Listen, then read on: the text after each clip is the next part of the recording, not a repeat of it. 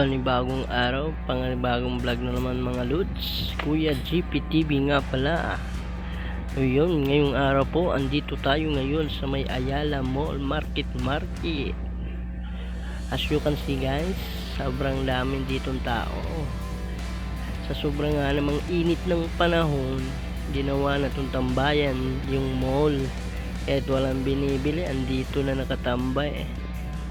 Napadaan nga lang po pala tayo, may nilakad lang tayo, kaya sobrang init sa labas, tumambay na lang din tayo.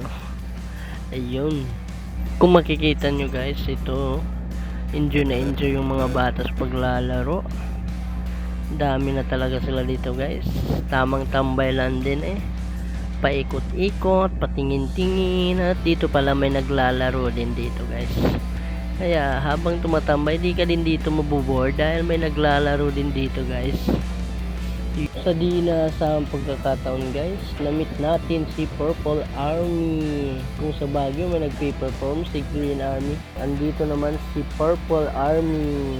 As you can see guys, para lang siyang mannequin, pero napansin tayo guys, kumaway pa at nag-peace sign. That's all for today's video guys. Thanks for watching.